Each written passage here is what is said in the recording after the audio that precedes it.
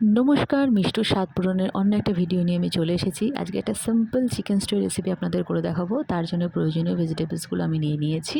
আর একটা পাত্রে আমি চিকেন, নুন, হলুদ, গোলমরিচ গুঁড়ো, সামান্য টক দই দিয়ে আধ ঘন্টার জন্য ম্যারিনেট করে রেখে দিয়েছি। আর এই ভেজিটেবলসগুলোকে আমি ছোটো ছোটো আমার পছন্দ মতন আকারে কেটে নিয়েছি। আপনারা আপনাদের মতন কাটতে পারেন। আর আমি এখানে আদা আর রসুনটা পেস্ট করে আলাদা রেখে দিয়েছি। খুব সামান্য গোটা মশলা আমি ব্যবহার করেছি, যেমন গোটা জিরে, তেজপাতা, শুকনো লঙ্কা, দারচিনি আর এলাচ। পুরো রান্নাটা আজকে আমি প্রেশার কুকারে করব। প্রেশার কুকারটা গরম হলে তাতে সামান্য সর্ষের তেল দিয়ে একে একে গোটা মশলাগুলো আমি এর মধ্যে দিয়ে দেবো।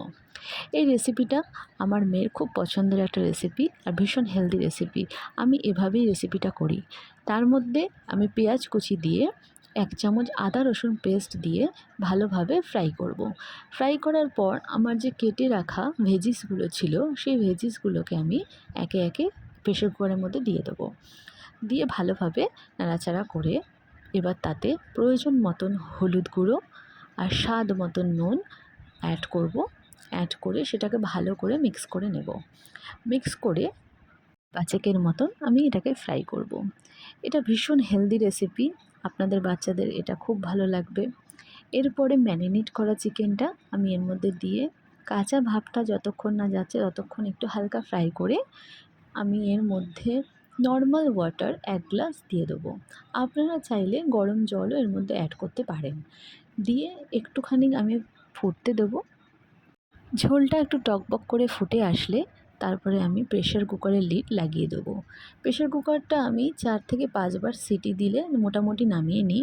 আপনারা একবার খুলে দেখে নেবেন, যদি আপনার ভেজিটেবলসগুলো কোনো কারণে সেদ্ধ না হয়ে থাকে তাহলে আরেকটা সিটি দিয়ে দিতে পারেন। আর আমি এখানে একটু সামান্য আটার গুঁড়ো নামানোর আগে ছিটিয়ে দিয়েছি। তাতে কি হয়, একটুখানি ঝোলের মধ্যে গাঢ়ত্বটা বাড়ে। বা আপনি চাইলে এমনিও দিতে পারেন।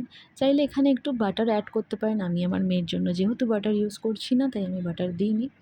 ব্যাস এভাবেই আপনি পুরো রেসিপিটা ট্রাই করতে পারেন। এটাকে আমি খুব ভালো একটা হেলদি রেসিপি হিসেবে বলি, কেননা এটা শরীরের জন্য যেরকম ভালো আর খেলে কোনো ক্ষতি হয় না, বাচ্চারাও ভীষণ ভালোবাসে। আপনারা কেমনভাবে চিকেন স্টু বানান আমাকে জানাবেন।